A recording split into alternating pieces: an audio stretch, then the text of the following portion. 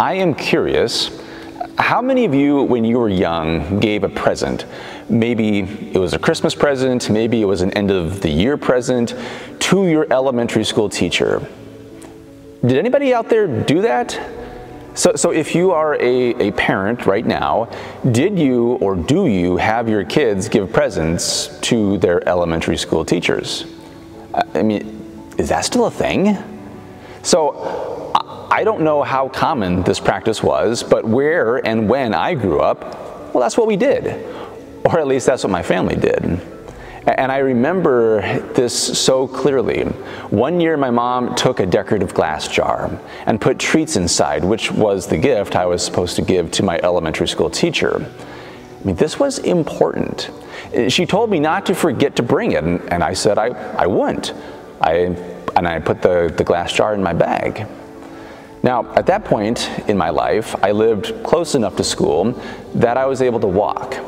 It was a December morning, and as I headed out that morning at the end of the driveway, I slipped and I fell on some ice, and the gift broke. I mean, it shattered in my bag. Now, I'm in elementary school. At that age, what would you do? Would you cry? Would you go back in the house and tell your mom what happened? Would you give your teacher the treats without the jar or with shards of glass? What would you do? Well, if you were me, you would go to the decorative hedge, the evergreen bushes in the front of the house, and you would dump all the evidence, the broken glass, the treats in the bush, making sure that no one could see them. You would then go to school and lie to your mom, telling her that Mrs. So-and-so loved the present. Yeah, that's a true story. Also, as a side note, my secret was discovered 15 years later when my parents were removing the hedges. They found the glass pieces and asked me about it, so I finally came clean. I mean, it was funny then. So, what you should be asking yourself right now is, why did I do that? Of all the different possible responses, of all the things that I could have done, probably should have done, why did I do that? Well, it's because of the narrative, the story that I had running in my head. I was telling myself, oh my gosh, I can't believe you broke that gift. You're going to get in trouble. Mom spent time putting this together. It was important. You broke it? I mean, maybe if nobody knows about it, maybe if I can hide it well enough, well, I can avoid any negative outcomes. So I know I have a few things that I repeat over and over and over again, and if you've been around long enough at Bethlehem, you probably know them. I think my most frequently used line is, the stories we tell ourselves matter because they shape the way that we see ourselves, others, and the world. And this absolutely is true. Stories are powerful. I told you an example of how the story, the narrative in my head as a kid shaped what I did with that broken gift, but I'll give you a few other examples. So the story of your particular political party absolutely shapes the way that you see how our country should function and how right or wrong your fellow citizens are. You have a particular narrative in your head about how to understand wealth that is often constructed from your past experience of either having money or not. So much of how we make sense of the world comes to us in narratives, in the stories that we are told, and the stories that are told to us in the past, the ones that we continue to tell to ourselves in the present. So, this is why it is absolutely important as people of faith to connect the story of our faith to the story of our life. Then God said to Noah and his sons with him, "As for me, I am establishing my covenant with you and your descendants after you, and with every living creature that is with you, the birds, the domestic animals, and every animal of the earth with you, as many as came out of the ark. I establish my covenant with you, that never again shall all flesh be cut off from the waters of a flood, and never again shall there be a flood to destroy the earth. God said, "This is the sign of the covenant that I make between me and you and every living creature that is with you, for all future generations. I have set my bow in the clouds, and it shall be a sign of the covenant between me and the earth. When I bring clouds over the earth and the bow is seen in the clouds, I will remember my covenant that is between me and you and every living creature of all flesh. And the waters shall never again become a flood to destroy all flesh. When the bow is in the clouds, I will see it and remember the everlasting covenant between God and every living creature of all flesh that is on the earth." God said to Noah, "This is the sign of the covenant that I have established between me and all flesh that is on the earth." Today we have a reading that focuses on Noah, a story that many of you have heard before, especially if you attended any kind of Sunday school growing up. So if I were to take a stab at what you heard about this story when you were young, it probably went something like this. Once upon a time, there were many bad people in the world, but Noah was good. God was upset with all the bad people in the world, but not Noah, because Noah was good. So God told Noah, build a big boat, and Noah did what God said because Noah was good. After Noah built his big boat, 2 of every kind of animal came and got on the boat. The rains came, there was a big flood, but Noah and the animals had a great time together, and soon it was all over, and the animals got off the boat, and so did Noah and his family, and God told Noah that God would never do that again by putting a rainbow in the sky, and Noah was very happy. The end. Oh, and here's a smiling picture of Noah and a rainbow, so please color it in, right? When you were a kid at a young age, this is how the story is often presented. But I have to ask you, is that still where the story is for you? Does the story of Noah connect to your life in a profound way to actually help you see differently, to actually help you live life more fully? So several years ago now, actually it might be more than several years ago, quite a few years ago I think, I was with a group of kids and I read the story of Noah to them without showing any smiling pictures. And then I asked them this question. I asked them if this was a happy story or a sad story. And all of them said, well, this is a sad story. And I asked them why. Why is it a sad story? And they said, well, it's a sad story because a lot of people died. And then they asked, why did God kill everyone? Yeah, I mean, kids are smart. So what I have found is that questions like this that start at a young age just get more pronounced as we get older, to the point where people who grew up in communities of faith that are now teenagers or young adults or even older adults say these stories don't work for them. They don't mean anything. After all, in the classic children's story of Noah and the ark, did God just commit what we would call genocide? I mean, are you okay with that? Again, does this story profoundly shape your life? What are you supposed to get out of it? So there is great opportunity to reclaim the stories that we often encounter as children and hear them again as adults in new ways. This is a story told by ancient Israel, not as a history lesson, but as a theological lesson.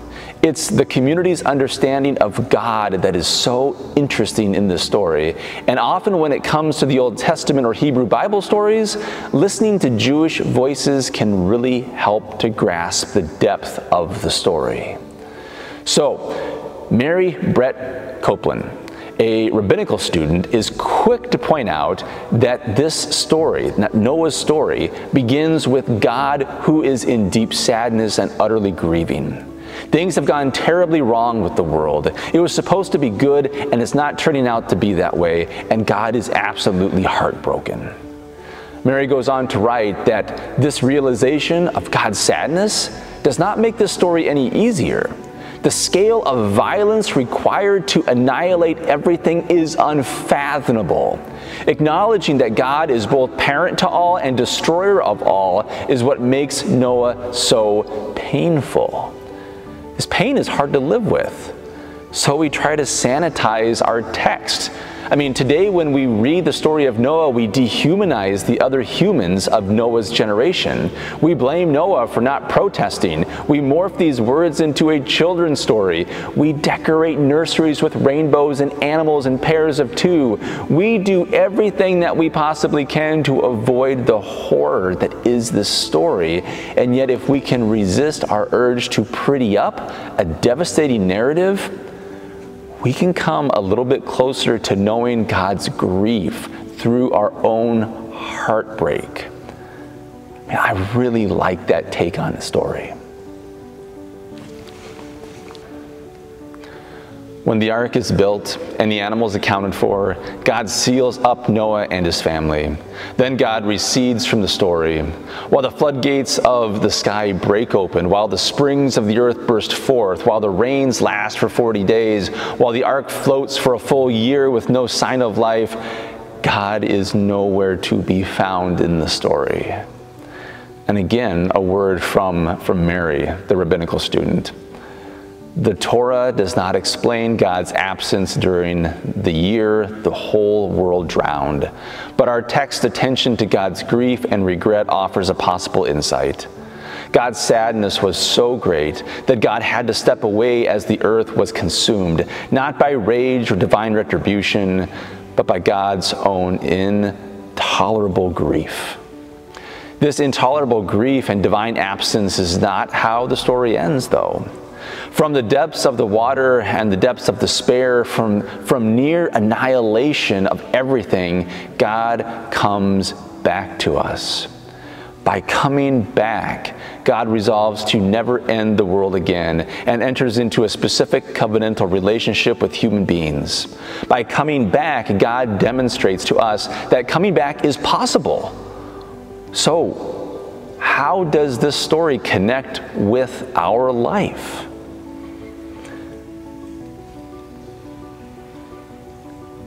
Have you ever messed up? I mean, have you really messed up? Have you ever lost it to the point where you believed that the relationship you had with your kids, your spouse, your parents, your friend, your neighbor, even the relationship you had with yourself was so far gone, so far destroyed that nothing could bring it back? Have you ever acted rashly to cut yourself off from another before they could hurt you? Have you ever regretted a decision, an action, a word you uttered in frustration, anger, or grief that tore someone else down, that shattered them, that broke them? I mean, if you have no idea what I am talking about, you will, because that's what it means to be human. That is what we do to each other. And when this happens, what story will you tell yourself? What story will help guide you through this? What story will you tell? Oh, by the way, have you heard the story of Noah, which is really a story about God, which is really a story about us? I mean, if we are able to access God's grief through our own heartbreak, we open ourselves up to the profound possibility of transformation. When we witness God almost give up on everything, we see the power of persisting when there is no reason to hope. We see that there is a second chance. It is easy to permanently disengage from the horrors of the world, from broken relationships, and I think this is especially true right now. It is easy to get consumed with stories in our world, in our politics, in our environment, in our family that leave us with very little hope, very little to hold on to, leave us with very little to be optimistic about. But the story of our faith, the story of Noah, urges us in a different direction. The story of our faith does not make us naive or overly optimistic, but it does give us hope to keep going, to keep working, to keep addressing the issues in our world in ways that are gracious and kind. It teaches us to keep coming back to the people that we hurt. It teaches us to ask for forgiveness. It is about restoration. I mean, through the story of Noah, God teaches us above all the significance of resilience through relationship. God shows us that it is possible to come back again from paralyzing despair, again and again and again. Is this the story of Noah that you know? Is this a story that you tell yourself on a regular basis? Do you believe it?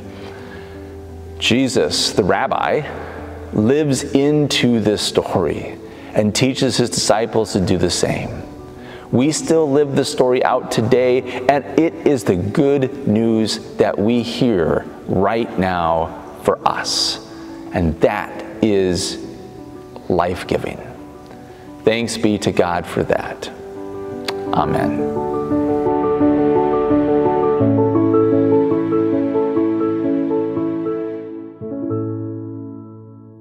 As a way of going deeper into the story of our faith and applying it more directly to your life, here are a couple of reflection questions that can aid you in that as you have conversation with a partner or simply think about this yourself.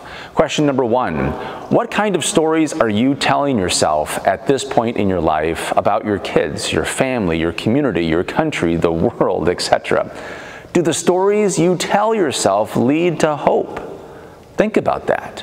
And question number 2, how prominent is the story of our faith in your life?